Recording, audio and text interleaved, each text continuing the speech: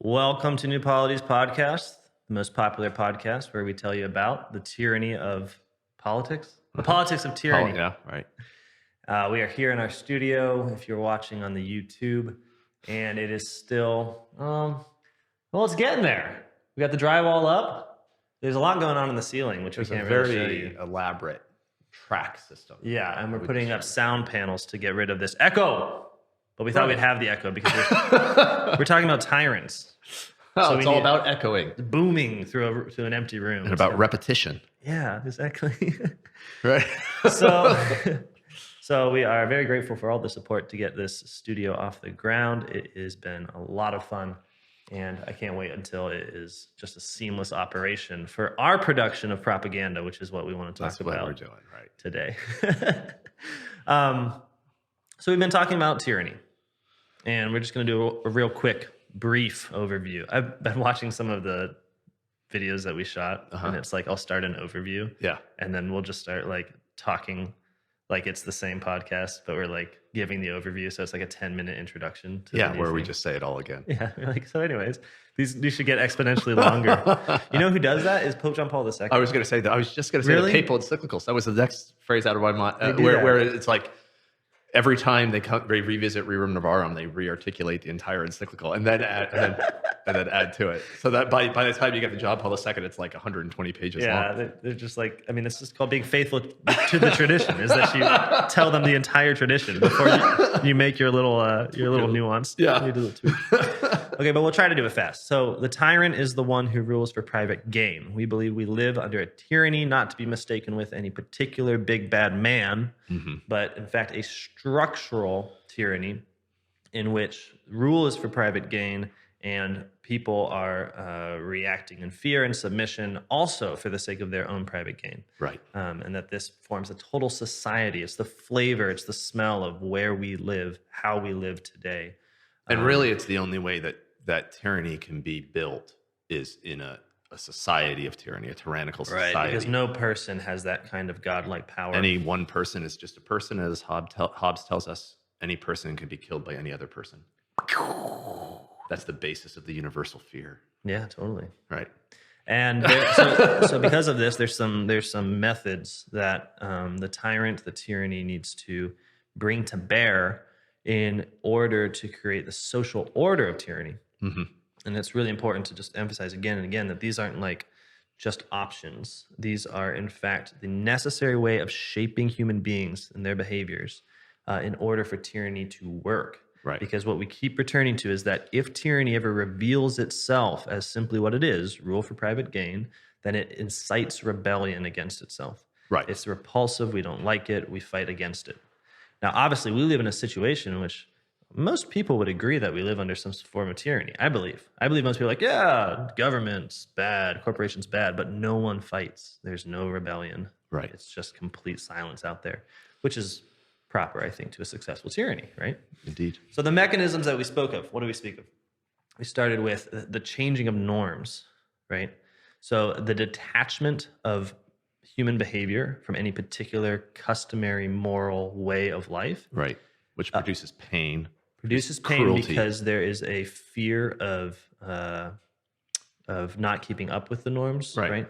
And there is the disposition to be receiving norms from an extrinsic source. So you start looking out in order to figure out how to be and what to do. Right. Talk about bureaucracy. So the idea of the replacement of persons in a social mechanism with cogs, office holders. Yeah. Right. Who are you're separating their ends. So the office holder in a bureaucracy's end is whatever it may be, the support of his family or whatever. But what it is not is serving the person on the other end of the desk. Yeah, that you've divorced his ends from his power. Right. And again, this is a way in which the rule for private gain can be transmitted to an entire society, because what you create are people that are also ruling for their own private gain. Right. And who don't need to be involved with what normally motivates human behavior, which is the common good, the desire for the good. It's like now you can get people to do things that they might not normally do because they're working for money. Right, exactly. And one thing that we said that we should really point out, again, this is prerequisite. You have to have a fearful community to begin with in order for people to do these sorts of things. Right, and it's important that we understand what we mean by fear. We don't necessarily mean cowering in the corner. What Yeah. we mean is anxiety, Yeah. insecurity. Right. Like if you're a peaceful, happy people, if you're enjoying the goods you have, if you're resting, if you're feasting, Right. then you simply have a sort of contact with the goods you want that doesn't require these new forms of behavior. That's right. So anxiety, that kind of fear, that kind of anxiety can be also about acquisition of more. It's Yeah. not necessary. It doesn't have to be simply that the fear that something will be taken away. Right. Fear can also be positive in that sense, like right, you're after something. Right. Right. Is that always are those the mechanisms we spoke of? Yeah, I mean, I think so. I think in the beginning we talked about which will, I think, maybe transition us into today's topic. We talked about the need to destroy or undermine centers of peace or communities Loki of peace, right? Places where human beings are bound together in non-self-interested orders. Yeah. But each one of those is both a threat to the tyranny and an opportunity for the tyrant, because there's value there, or there's things people care about, things people love that can be used against them. Which again, it's because people wouldn't normally work for your private gain. Right. It doesn't motivate them. You have to create lack. You have to create scarcity. You have to create pain wherever you can in order to then create new centers of motivation. Well, now you can get these people to do this thing because they're scared of the consequences of not doing it. Right. So everywhere there's a place where there isn't lack or isn't pain is both a place of potential resistance and also a point of potential expansion for the tyrant. There it is. Okay. Summarized. There we go. So far, that's just about what a tyrant's got to do to get himself a tyranny without inciting a rebellion. Right. And now we want to talk about propaganda. You're right. Propaganda. Because when you have the articulation of one person's will, not even one person's, when rule for private gain is the order of the day, then just as you have the bureaucracy, which needs to instantiate this law that's apart from the common good, down to each individual member of society.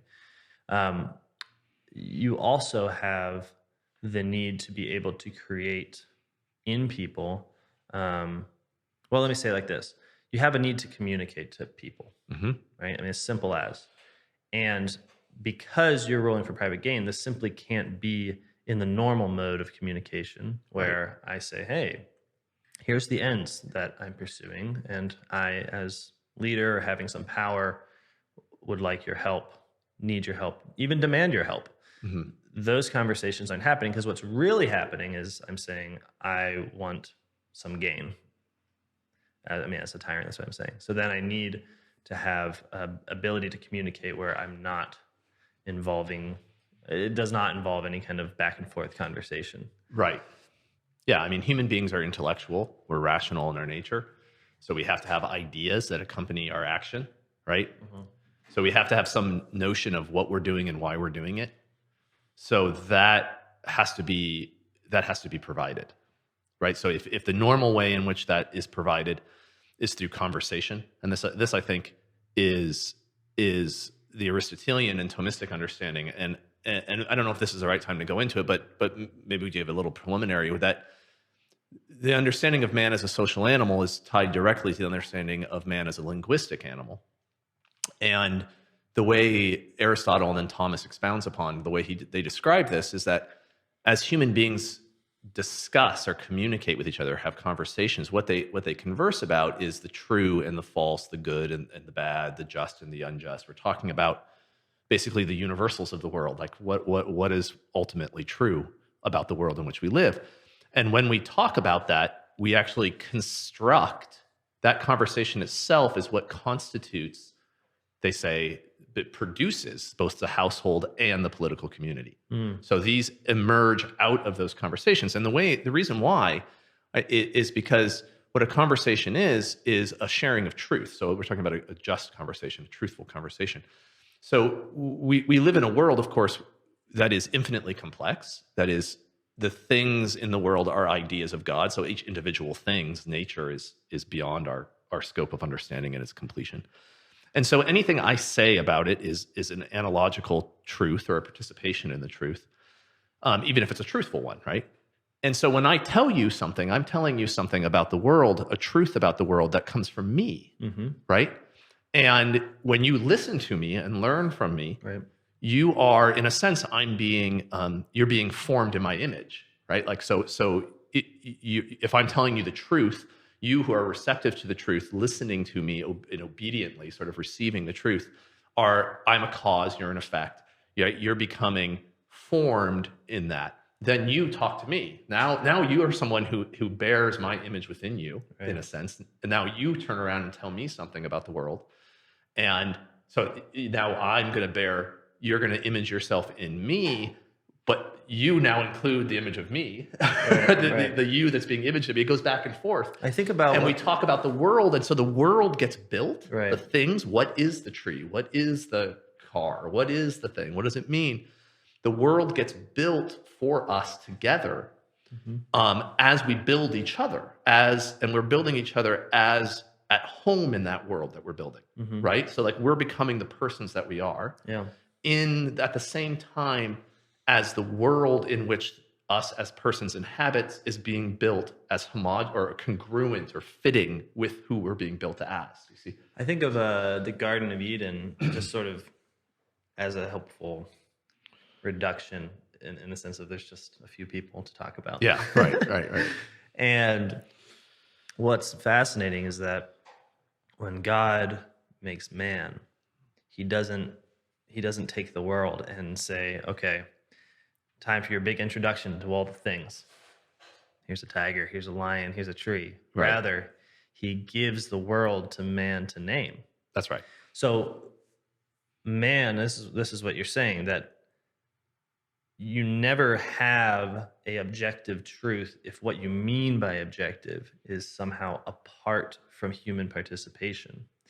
Rather, man actually creatively and freely looks at the given world of God and names it, begins to make it in his image, participates. That's right, yeah, and he actual... names it. The names aren't just vocal noises. Right. The name bears in it its relation to all the other names. Yeah, because it came out of a linguistic system. Adam's throat, and it will always bear a kind of... So when you name something, relation. you're naming its integration into the world. And then Adam is given the task of then communicating that world to Eve. So one of the things the church fathers say is that one of Adam's great sins was he failed in his communication of the law of the garden, not to eat of the fruit of the tree. He failed to give it properly to Eve. But what this shows is sort of what you're talking about, that the original human situation is giving the right world to each other. In doing that, actually building up the unique and freely created world. Yeah, I mean, and you're building a world in which if it's done through conversation, truthful conversation, then what you're building is a world in which the persons engaged in the conversation are at home as them. So they're free within it. Yeah, the world makes sense to them. They can move within it as themselves. Sure. Their relationship with you is a part of the construction of that world. When I thought about having kids, so like prior to having kids, I always thought it'd be funny to tell the kids something wrong. Yeah. Like just something small, like take jelly beans and call them forks, and then call forks jelly beans, and just like relentlessly. Like I mess with my kids all the time, exactly in this way, right? Which is probably really bad. It is. Well, what fascinated me is that then when I had a child, and I was like, okay, now he's starting to learn to speak, so now's the time to like get this one thing where then he's going to call forks jelly beans. It's going to be hilarious because he's going to have no idea. Yeah.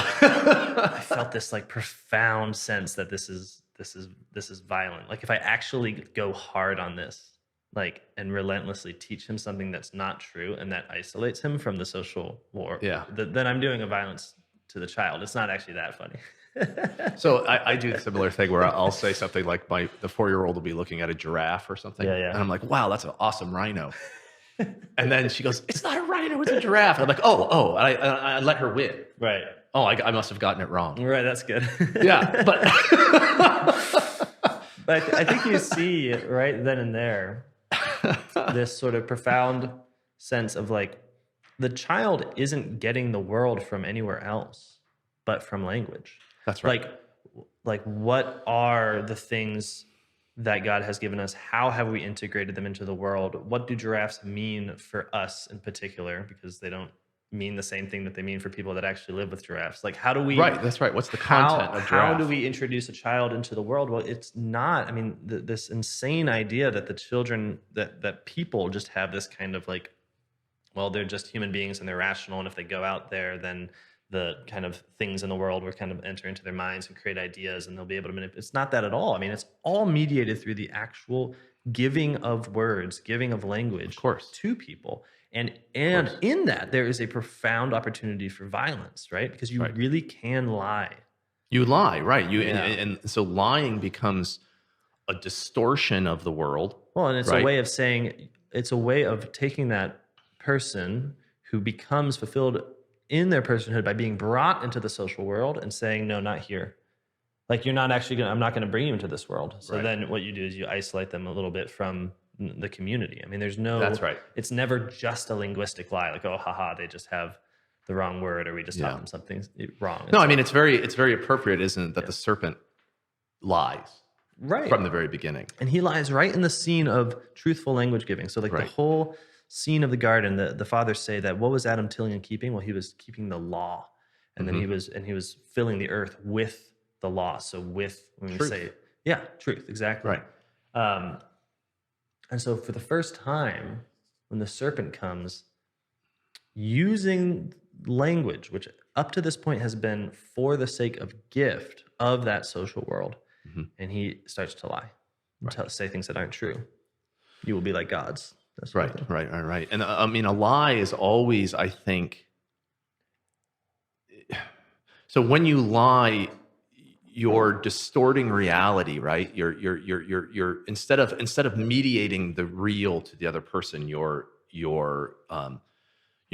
creating a false real, right? Like you're creating something that isn't actually a mediation. So you're not receiving something from above and passing it to below. You're just passing to below, right? Do you see what I'm saying? Right. Which is Maybe we should pause on that, because what you're saying above and below, you're saying that when we tell the truth, we look at the world, we see how things are, that's our reception. right. And then when we speak it to someone who's in a position lower than us in the sense of they're obeying, they're listening. They they're need to be receptive. told this. If they already have the content, their speaking becomes superfluous. Right. So a lie Right. does not mean that we are does not mean that we abdicate our position of authority in which we speak below. Right. But what we do deny is our own dependence on. That's right. So what's we're positioning real and ourselves true. as God. Right. So to lie is to position yourself as God, which is, I think, one of the reasons why, for example, in the That makes sense. Psalms, the liar, the sort of archetype of the bad person is the liar, the slanderer, the deceiver, the one who uses his lips, his voice to hurt. Yeah. That's an act of violence, right? I mean, it's just repetitive throughout all the wisdom literature in the Bible, in fact, because it is a form of self-idolatry.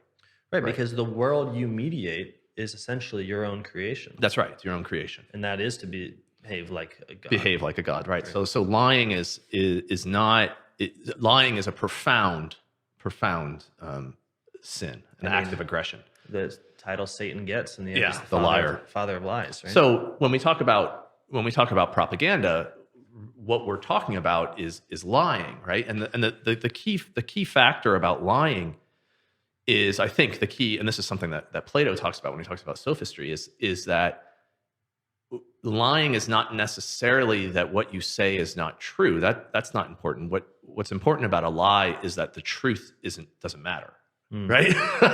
So you have an ulterior motive, right? You're not telling them something for the reasons that it appears that you are. Totally. Right? So which is why you can say something that's technically true, but since your purpose is not it's to communicate deceitful. the real, it can be deceitful. Right, exactly. Like I can say to someone like, you are beloved by God, you are a special person, and for the sake of manipulating them to do what I want. But when you lie, lying only is efficacious because the person you're lying to is trusting you. Right. Right? So they are looking at you as a source for the construction of this social world that they can share with you. Right. And so they're listening to you, and allowing you then in their listening, and this is what makes lies efficacious, is they're allowing you to alter them, right? To change them, to fill their person with more information, to affect them. Yeah. And it, like the way a potter affects the clay, like to actually kind of image themselves in Totally. you. They're allowing themselves to do that. They've made themselves vulnerable to you. Mm-hmm. And it's only in that vulnerability that the lie is even efficacious. Right. So that's just how much of an act of violence it is. Absolutely. Yeah. Right. You're actually going into the very core of the person. Right. And hurting them. Right. And constructing a false world.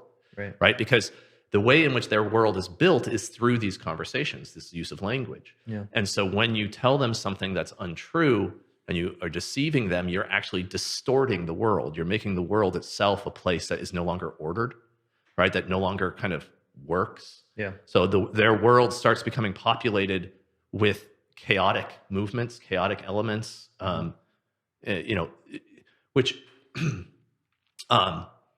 makes sense, for the tyrant. I mean, this actually starts to serve the tyrant, right? Because what the tyrant needs, as we talked about earlier, is to increase anxiety.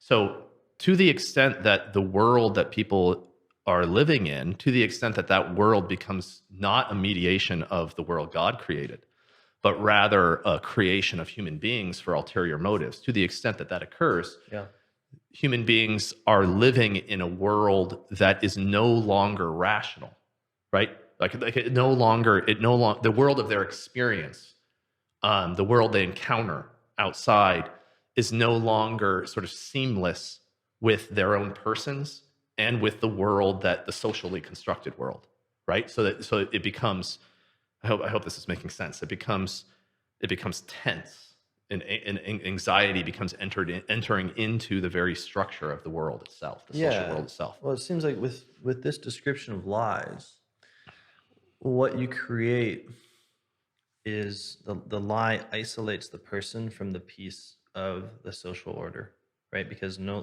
they receive something, but it no longer relates to reality. So they're formed in an image. But what it seems to me is really important is that, well, that person is now in a different way dependent on the liar. So when I tell you the truth, you are dependent on me to form you in my image as the one bringing you the truth. But in a larger way, you're dependent on the same thing I'm dependent on, namely reality. I'm describing reality. I'm receiving it, and I'm bringing it to you. If we're telling the truth to each other, what you tell me should never clash with what I already know. Right, and it should only deepen what I know. Exactly. And a negative way you could describe this is you have like this obvious ability to check what I'm saying because it relates to the real. But when you start to lie to someone, it's a position of power. Well, maybe a darker position of power, because that person only receives the world from you in the lie. There's no That's right.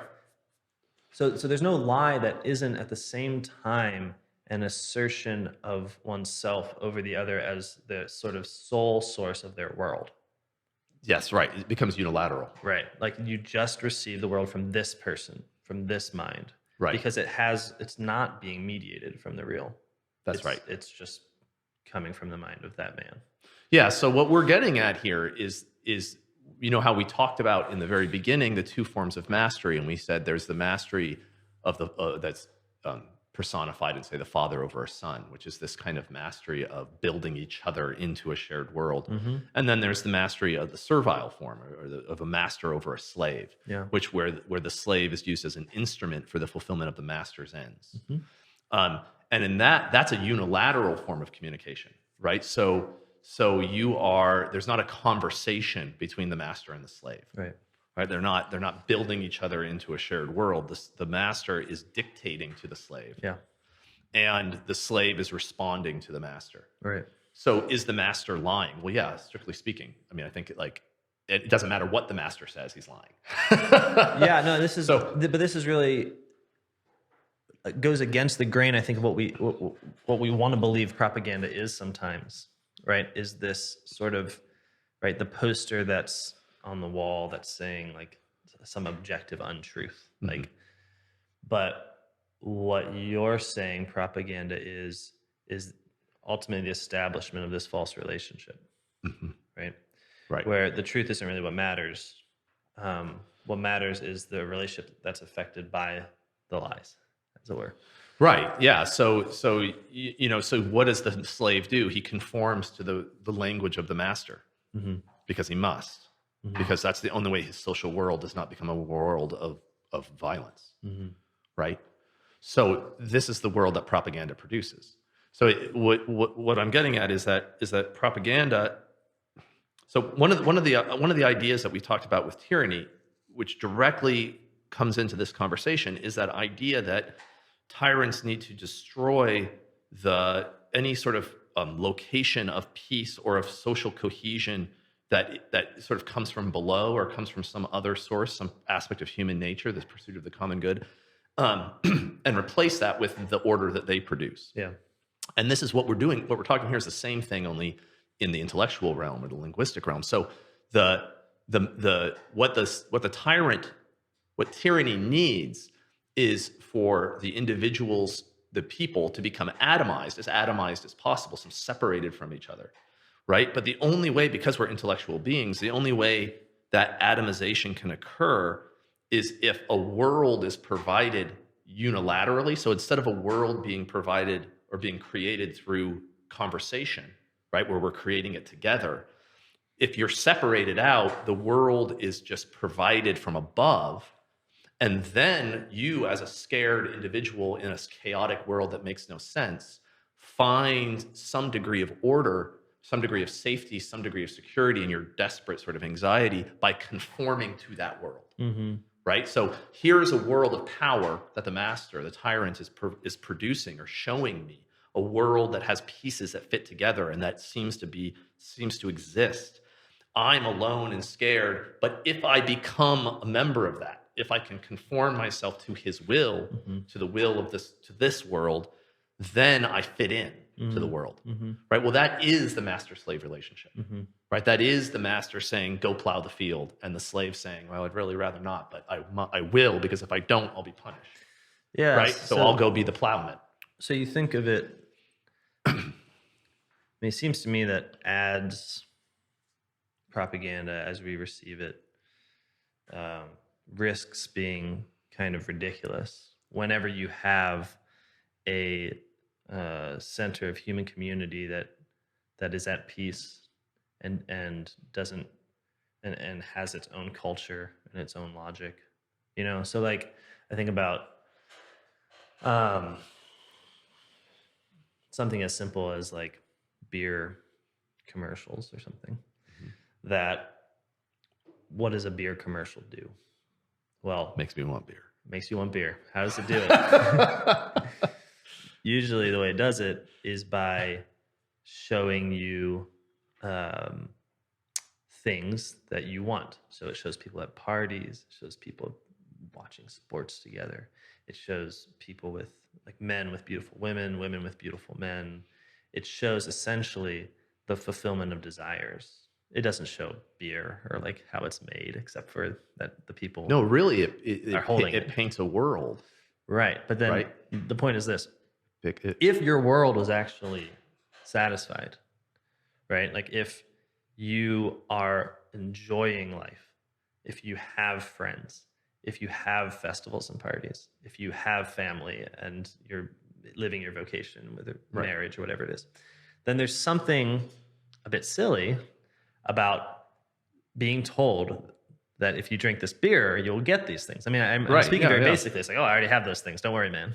Yeah. Right? Exactly. Yeah. So there's a way in which any kind of attempt at propaganda, right, which is to get people to do the will of another without actually entering into that shared world of Right. conversation, but delivering it. The word you keep using is unilaterally, so it's Right. from one source, Right. not mediated. Hmm. I mean, that is only possible if we also simultaneously are creating people who don't have those goods, right? Who are, like you say, atomized. Right. So it's when I'm like, well, I don't know, I don't have a lot of friends, and I don't know what happiness is, and I don't know what I'm doing with my life, and I'm just Hmm. working this job and trying to survive. And if you have all of these moments in which you're not enjoying the goods of this world, then you become an effective object of, in this case, advertisement. It's also the case. So that's absolutely, there's a feedback loop here, right? Because that's absolutely the case.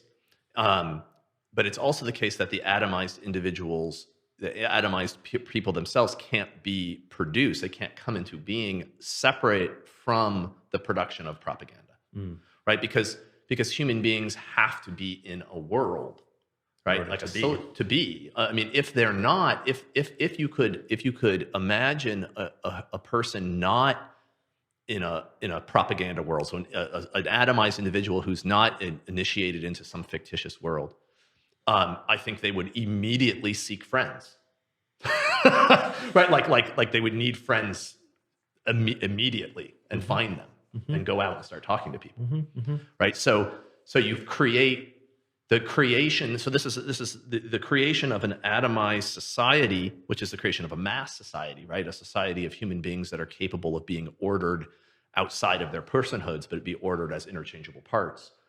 That is a necessary component of that is the creation of the propaganda regime.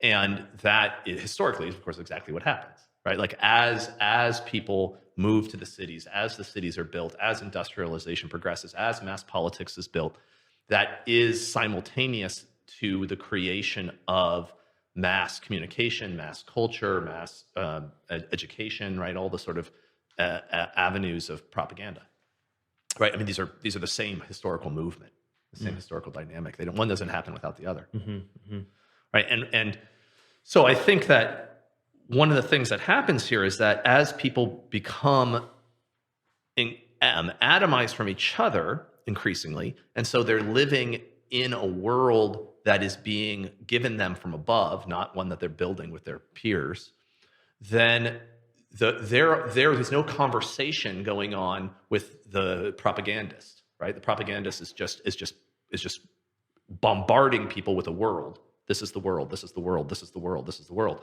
And you say, that's the world. I better. And so the only movement then into the world is not a mutual movement, but is a movement of submission to that world. Sure. Right. And the way in which that works, I think, is by conforming to certain characters within that fictitious world. So the fictitious world presents you with characters, right? Like you can be the beer drinking kind of like frat boy guy who's hanging out with his buddies in the beer commercials. That's one of the things you can be, right? You could be the sort of like middle class soccer mom. You can be that. You can be whatever. I mean, you could be the country music listening guy with the camouflage baseball cap. You can be, right? There's all different things there's different things you can be, but you've got to be one of them. Yeah. Right. You can't. So the demographics. So this is an interesting phenomenon about propaganda where we often think of the propagandist as reacting to society, right? Like there's demographics out there, and then they design their advertisements for those demographics, and that is happening, but it's one sort of feedback loop system where the creation of the propaganda for those demographics is the creation of the world in which those demographics or those characters become the sort of fixed points within that world, right? So people are conforming themselves to the propaganda, which creates the reality of the demographics. Then the propagandists react to the demographics, which creates the demographics even larger, even more solid, like a more solid, sort of real social force. Those demographics become, right? So what we're talking about, though, is that you become, and this is something. I mean, this is maybe sort of jargonish, but you become. This is what we might think of as the creation of individuals, right? So like, rather than persons. So as you become conformed to certain models that are presented from above, you just become individual instances of those models. Yeah. Right. Rather than, and that's the way the system as a whole perceives you and treats you. Okay. And that's where, and you need to be treated that way, accept being treated that way, in order to fit into this fictitious world that you're being given, in order to be of some degree of peace. Right. You need to accept that that's what you are. So what that means, though, is these demographics or these characters become basically they're like an animal species. I want to say. I mean, where they react in certain ways. They have certain opinions. They have certain basically sort of batteries of reactions and instincts. Mm-hmm. And you find your place in this order by adopting those reactions, those instincts, those behaviors, Mm-hmm. which is a subordination of your reason Mm-hmm. in favor of impulse, right? And to the extent that you can internalize that, to that extent, you are most perfectly a representative of the sort of character that fits into the fictitious world, Right. right? So now you're more governable. You're also, it's a desperate attempt to feel that you're not alone. A desperate attempt at some form of peace, but it fails. But Right, because you become alienated from yourself. I mean, you become lonely. If the tyranny is predicated on destroying those locations of peace wherein people don't need the tyrant or anything that Right. he can offer, then that the atomization that occurs means that people need to become who they are by a different source. Mm-hmm. And it's interesting because it's like the production of demographics is the only way that someone could see a mass or could attempt to converse, as it were, with like a mass society. Right. Yeah. You can't talk to each individual person. Like if you wanted to like get a bunch of people, like 10 people, to do your will, Mm-hmm. and you would have to go to each of them and Right. sort of articulate your will. But that's precisely what the tyrant can't do because his will is for private gain, right? That's right. He needs to cut out as many middle people as possible. Well, that, and in conversation, there is the allowance of the other person's reaction. Yes. Like, hey man, buy this soap. Well, I don't need this soap. Oh, then you have a problem, right? Yeah, Because yeah, that's not exactly. what you want as a tyrant. If you want private gain through the selling of soap, then you Yes. want you don't want a chance for the other person to Yeah, speak. that's But right. once you deprive people of that chance to speak, you're also depriving them of their personhood, right? Which is that linguistic rational reality. That's right. By which That's what I mean by you're driving their rationality deeper and deeper into Right. like their deep self, right? Like where Right. now their reason becomes limited to figuring out how to appease the power, figuring out how to integrate themselves into this fictitious social world, rather than their rationality being out in the open as who they are, Mm-hmm. right? And that is the treating them as an animal. Right, because propaganda is giving people a world created by man and not letting them converse about it. That's right, And so yeah. be able to find out that it's not the real world. Or converse with the one who gives it to them. Right. So one of the tricks of propaganda, or one of the really interesting things, I guess, about it is that as it becomes the world in which we live, the propaganda produced world, then when we do talk to each other, because we are human beings, and so there's always some degree of communication sort of horizontally, we end up talking about it, right? So we end up talking about politics. We end up talking about TV shows. We end up talking about, right? Like we end up talking about those characters and plot lines and demographics and things that world is presenting us. And when we do that, because that's sort of the world we live in, right? We don't have anything else to talk about. What do we talk about? We talk about what we see on the screens. Right. And when we do that, we're actually then at that point, propaganda is penetrating into the authentically human behavior and using it, right? So now we're kind of building each other as these participants in the fictitious world. Mm-hmm. I mean, I think that's where it gets particularly nefarious, Mm-hmm. right? To the extent that it can do that. I think at this point, At that point, the propagandist really is like God, right? Well, Because he's given us the world that we're now going to talk about. right. So it's real. Yes. Yeah. Yeah. I mean, one of the things that maybe we sort of skipped over when we started this conversation was that you and I immediately go to like advertising and marketing, and that it may be something that for a lot of people feels jarring because they're used to propaganda being Right. They might ask, okay, so what is propaganda actually? What's the limit and scope of it? So this is the sort of, we've laid out, I hope, propaganda in its sort of metaphysical aspect, right? right. The delivery of a world unilaterally from the ruler to the slave, Right. without any chance for conversation. Right. and in a way that makes that atomizes those who receive the propaganda and gives them the fear, creates in them the fear um, that they are not participants in that world, and that they must become participants in that world in order to have Yeah, normal, and the more it's like as you go deeper into propaganda, a propaganda regime, the more absurd that world becomes, right? The more ridiculous the truth that the fictitious world is presenting.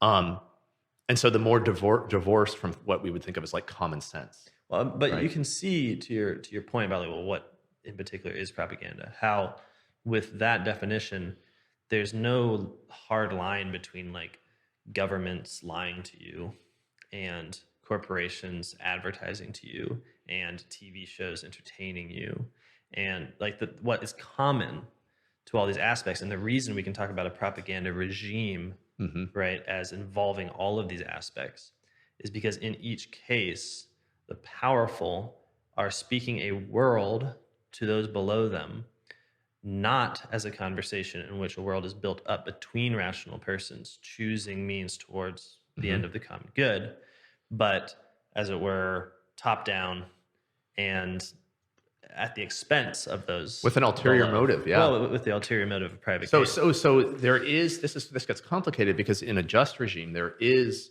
instruction, right? Sure. There is hierarchy.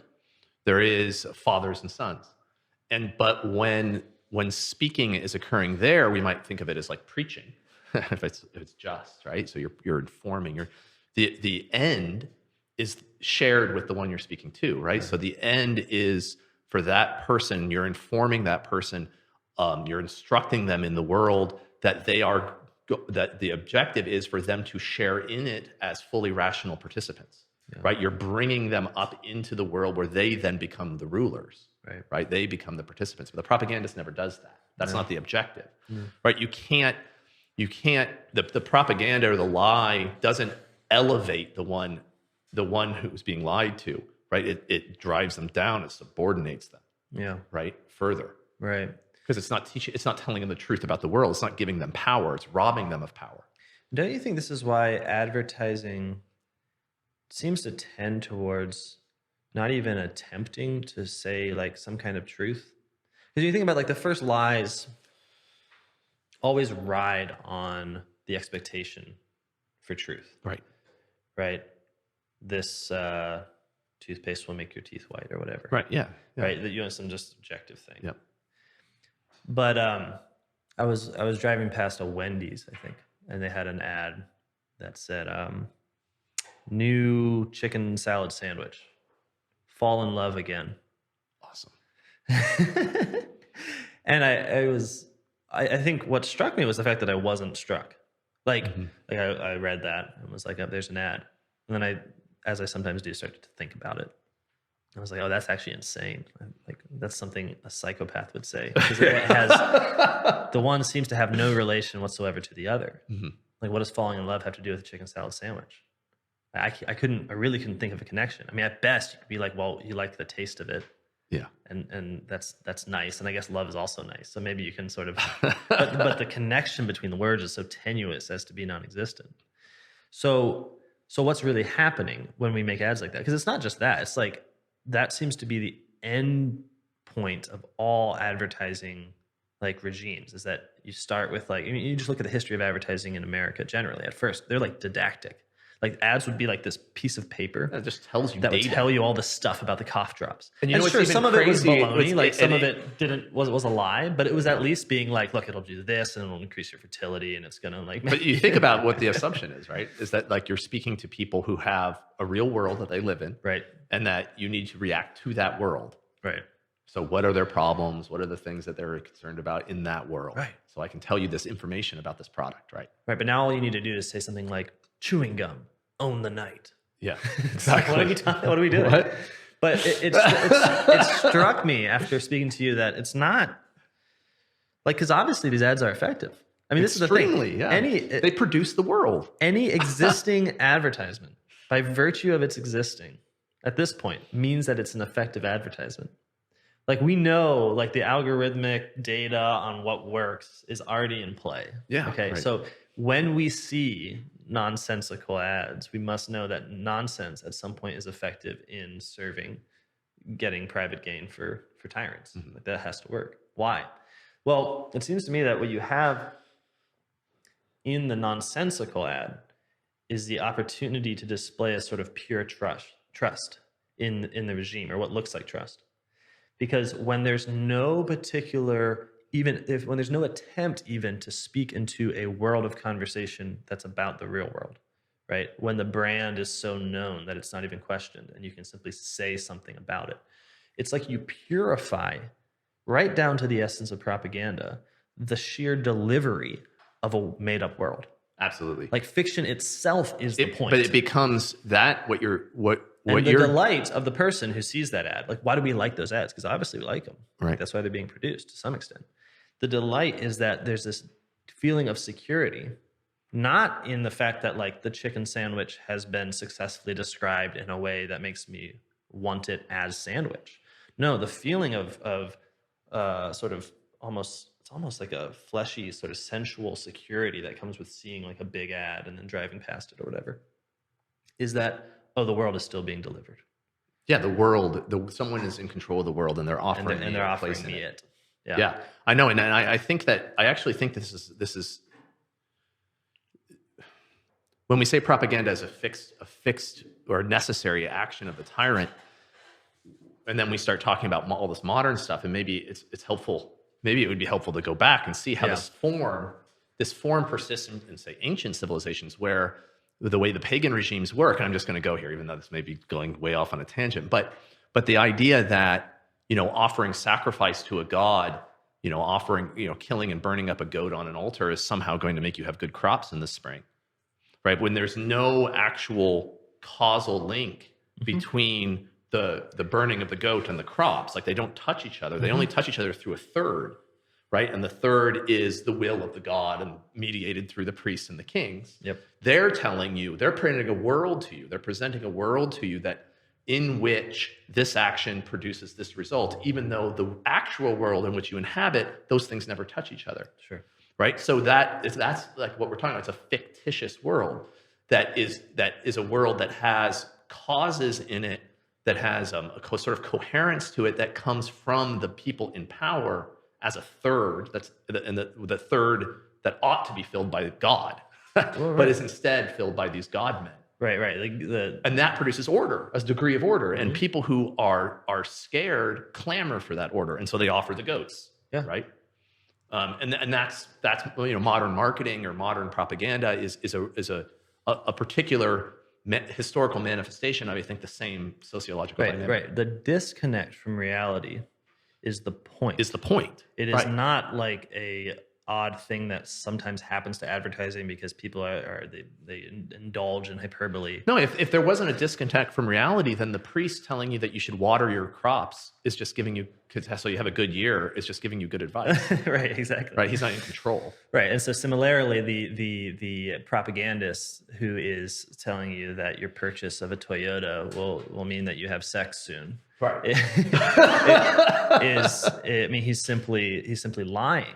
But the trick is that it sort of works, because if you do buy let's not do a Toyota because that's unrealistic. Let's say a Porsche. Sure. With the sex part. I mean.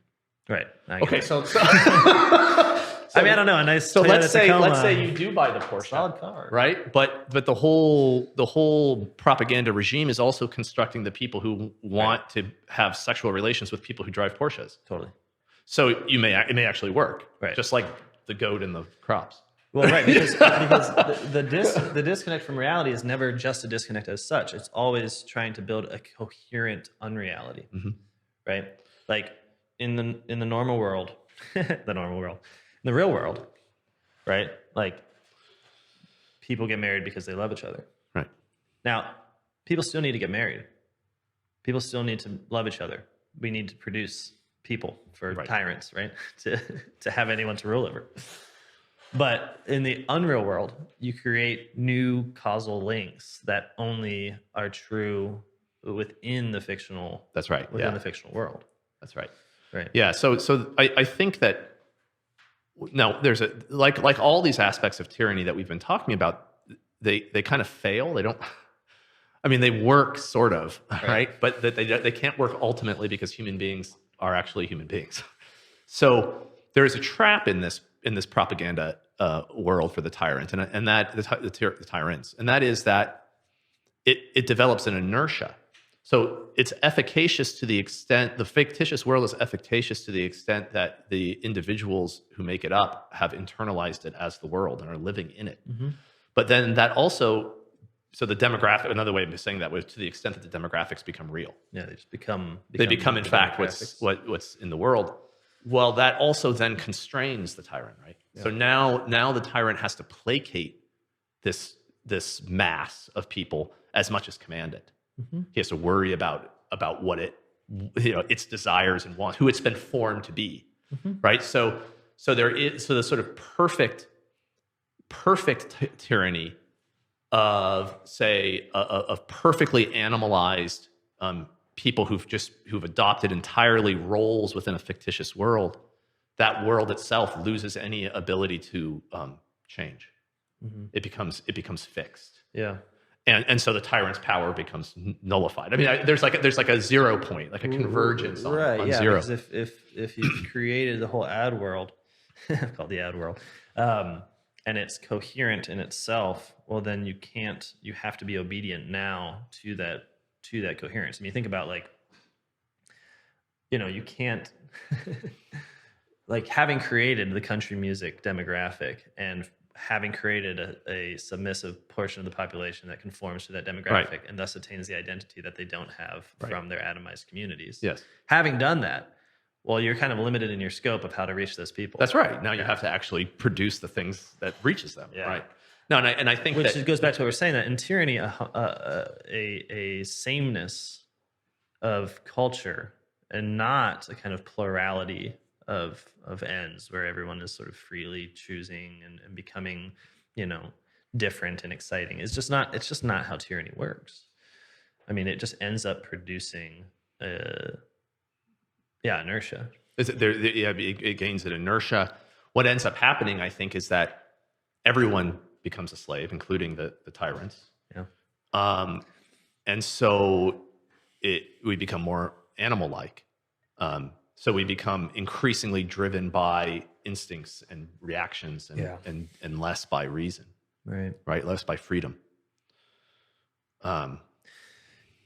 It seems that the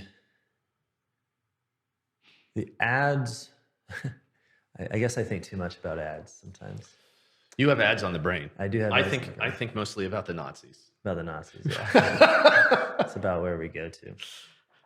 But I mean, this is all present there. It's crazy. I mean, the idea that the concentration camps, are sort of the perfect manifestation of the totalitarian world, but then they also become an environment that's totally fixed in what it can do, right? And the Nazis themselves, all the way to the end, that they become. I mean, there's true believers all the way to the end that just want to destroy as much as possible as they're dying.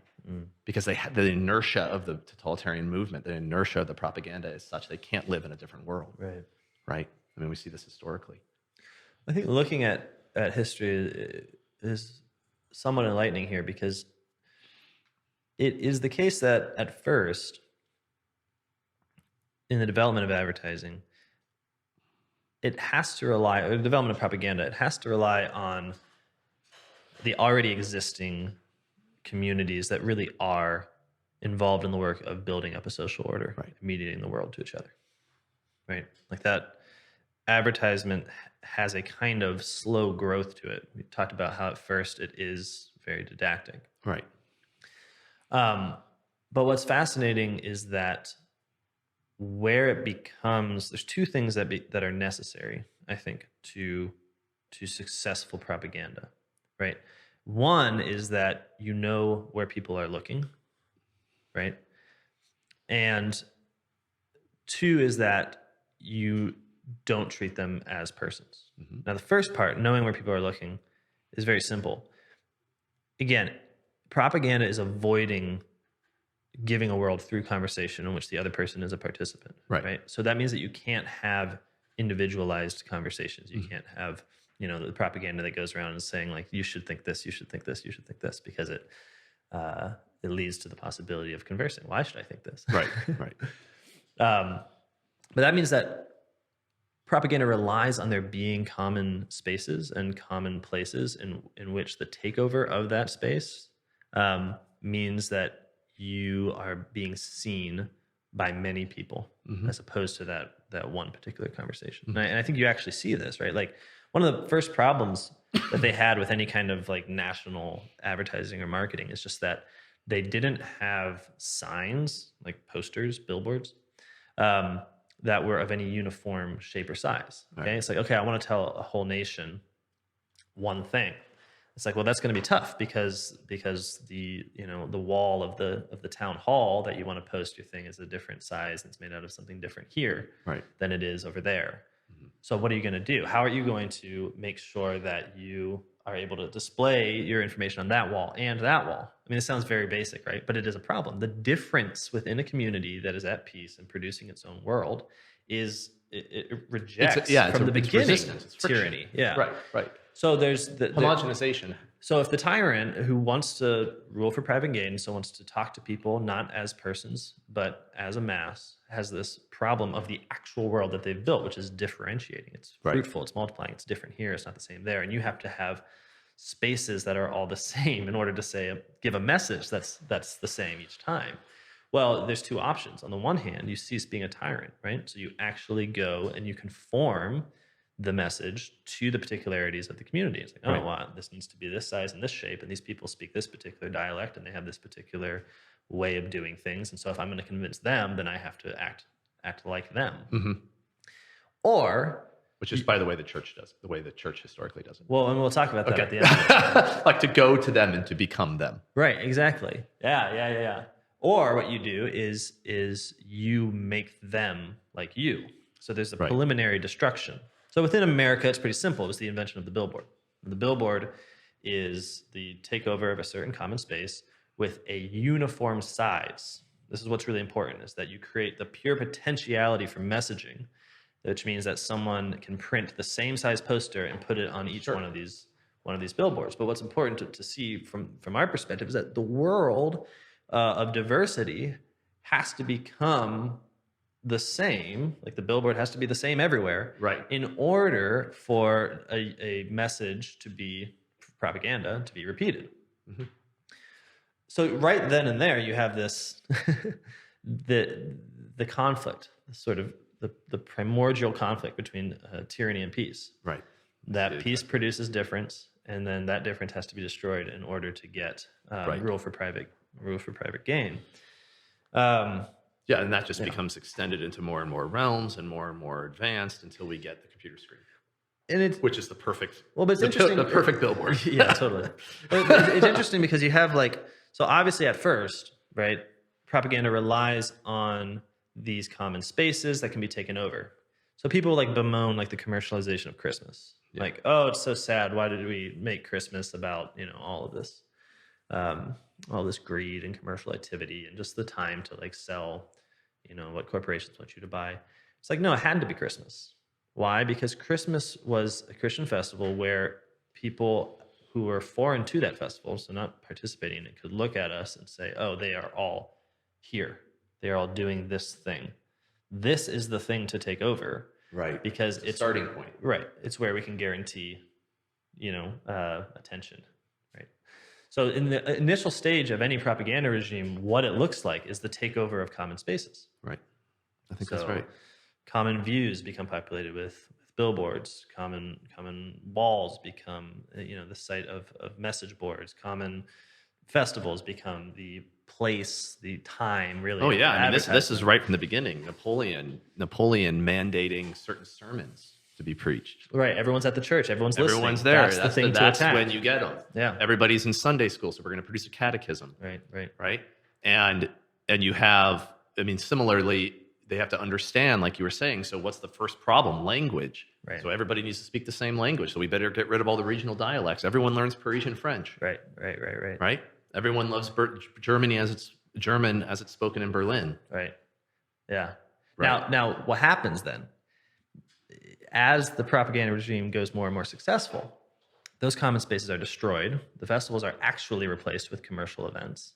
Um, and so there's a direct sort of necessary link between what propaganda wants to do and then ultimately a surveillance state. Mhm. What I mean by this is very simple.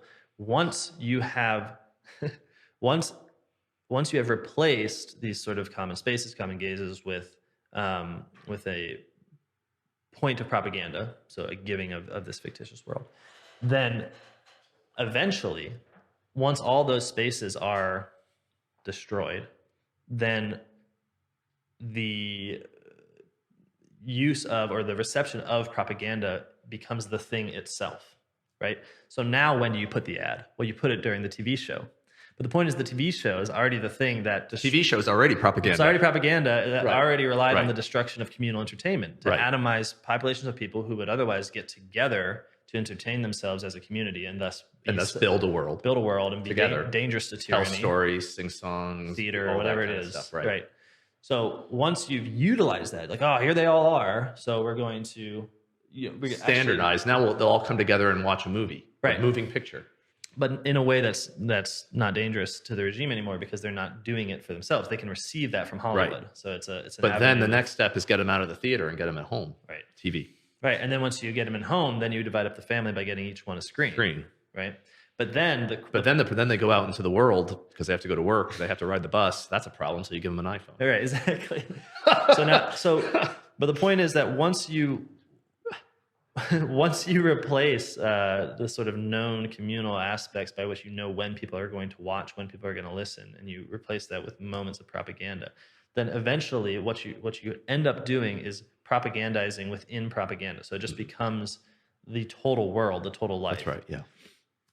And so this idea of like, well, now I think we sometimes think of these things as disconnected. It's like, well, now we know where people are all the time. They're all carrying these devices. We know right when they are, as if this was somehow different from the initial attack that we need to know where people are in order to give them this information. We need to take over the common space, the common festival. Right.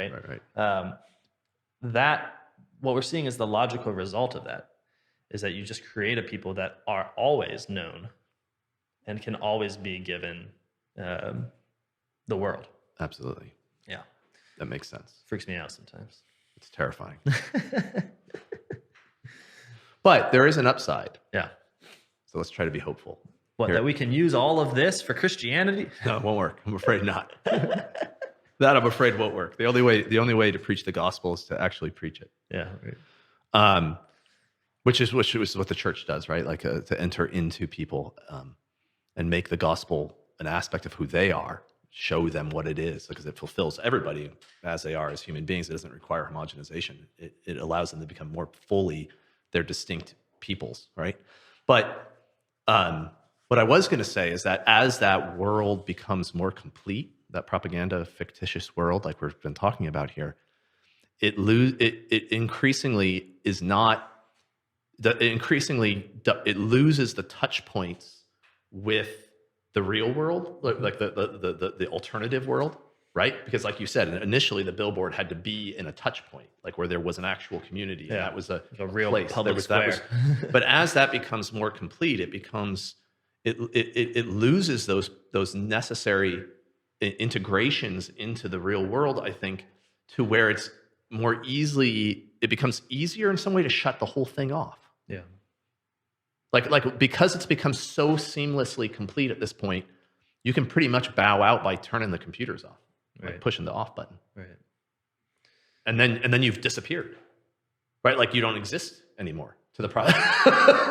Right? You're not actually physically not in their world. Mm-hmm. And so maybe it becomes there's a hopeful element to it that it becomes so complete, so fictitious, so fake that it doesn't really have the power it thinks it has. Mm-hmm. You know? That it just becomes nothing but an ad. Just don't look at it. Right. Yeah, absolutely. Right. There's a connection, right, between the word propaganda and then its first usage. Right? Yeah. You showed me this. What was it? Yeah. In the 17th century, in the 622, I think I have it written down. Gregory the 15th, Pope Gregory the 15th, who begins the Congregation for the Propagation of the Faith. But in Latin, it's De Propaganda Fide, which is where we get the Latin word propaganda. So it enters into English through the church. The church coins the term. I mean, it's Latin, but that's where it comes from. So if you look in older English dictionaries, the first definition will be that the congregation, the Roman Congregation for the Propagation of the Faith. That's where the word comes from. And so, it takes this sort of sinister turn. But I think that what that points is that there is a way of, like everything that tyrants do, it's a perversion of a proper thing, right? So that, numerous times throughout this conversation, preaching has come up. And so the Congregation for the Propagation of the Faith is the missionary aspect of the church. So to go out to places that are not a part of this social world of peace, which is the church, and initiate them into it, teach them. And there is a sort of top-down aspect to teaching, right? We know this. We see this everywhere. Like you're instructing, but what you're doing, like we've said before, is you're doing it with the motive of the same end that the person you're teaching has, right? You're together in a project of pursuing perfection. And so you're aiding them in the pursuit of their perfection. You're bringing them into the gospel. And the way in which you do that is by speaking the truth to them in their world. Because to the extent that different cultures, different peoples live in a world of peace, to the extent that it's peaceful, it's truthful. And so if Christianity is the completion of truth or the fulfillment of truth in Christ, then it's always capable of entering into truthful worlds. So to the extent that they're peaceful, it's capable of entering into that world and perfecting it, not destroying it. So there's a sort of holy propaganda, right? And it's a propaganda. It's a propaganda that invites people. So it's quite the opposite of the tyrannical perversion of propaganda, I guess, in that it's not delivering. First of all, it's not delivering a world for the sake of private gain, but it's delivering the real world. So it's giving the good news, like this is how the world is, and it's inviting people to participate in it. And that participation is important because when the object of propaganda in this sense is conversion, right?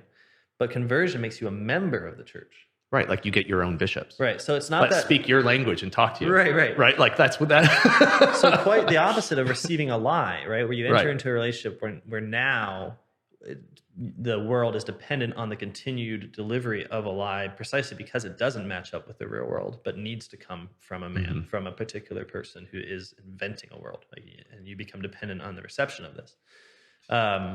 Within preaching, it's the delivering of the real world that makes you a member. And so you actually begin to converse within with the shared language of this universal body, but through your particular piece, your particular world too. Right.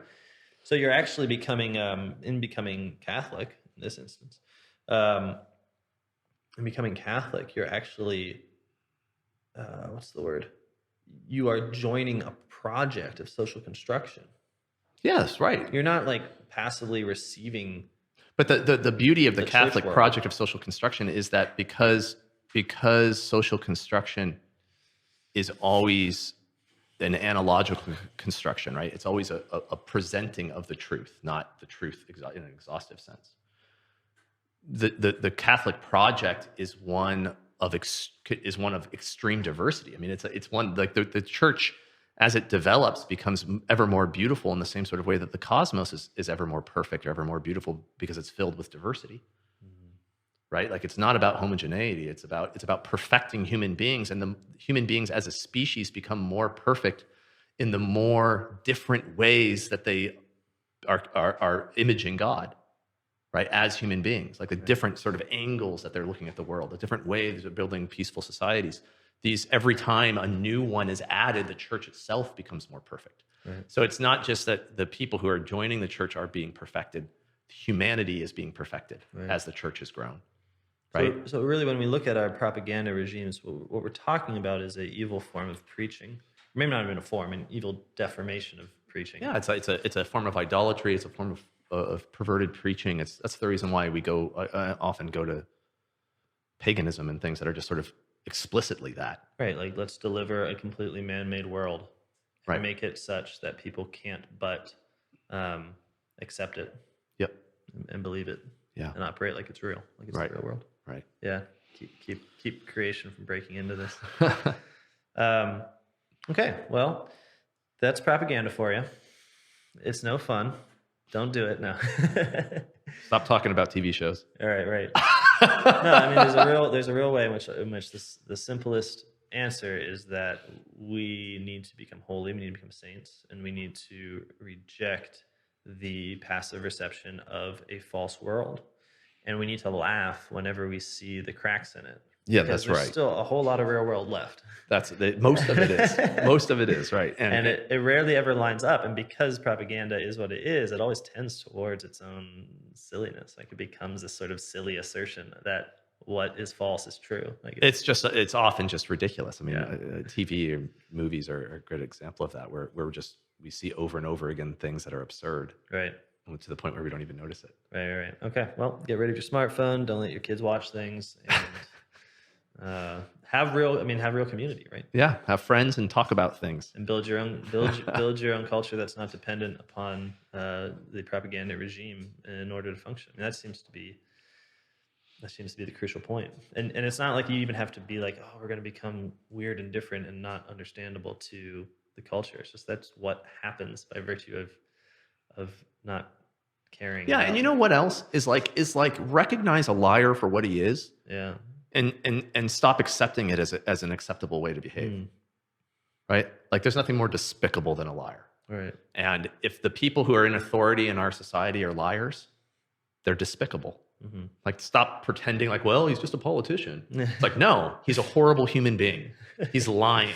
Yeah. Right? Like, I mean, can you imagine if we had that attitude towards corporate advertising? right? Like, they're lying to me. Right? Like Jeep is lying to me. They're horrible people. They are, and there's it's not, and they're particular horrible people. Like, those people in that conference room that decided to say that by eating this food I would have a happy family are disgusting. They're aggressive. They're violent. So like, lying is not acceptable. Right. Let's stop acting like it is.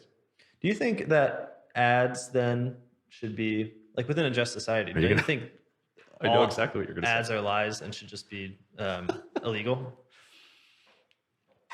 I think that lying should be illegal in the sense, absolutely illegal in the sense of being socially forbidden. Yeah. And that to be a liar is to have your reputation destroyed. To be a liar is to be a dishonorable human being who people don't respect. Now, I also think there should be actual, like, statutory laws against lying. Mm-hmm. You know, but I don't know. That sounds like a prudential problem, but I don't think, sort of theoretically, there would be anything wrong with outlawing what we think of as corporate marketing. I mean, the way it's manifested itself. Yeah. Right. It may not be the prudential thing to do, but I don't think there's anything. I mean, it's certainly immoral. Mm-hmm. So, yeah, potentially outlawable. Well, right? I figured, yeah. Yeah, and then there's probably some places where you could talk about how you can instruct people about various goods, but without lying to them. Right. Like a third party, Consumer Reports, like just listing, like, their various qualities and stuff like that. I mean, that sort of thing would be possible, but yeah, I don't know. I mean, I think in a healthy society, it wouldn't come to that. Right. You would already have the conversations in which you could evaluate things. It would already be the case that when the guy who produced the manipulative ad walked by, the people in the community would go, oh man, did you hear about that guy? What he did? No, he didn't really do that. Yeah, he did. Oh my goodness. Well, I'm not going to invite him to my Christmas party. I wouldn't. Yeah. That's probably all the enforcement we need. Right. No, that'd be sufficient. All right. So, to everyone but the liars out there, thanks for listening to New Polities Podcast. We will be back shortly. Thanks.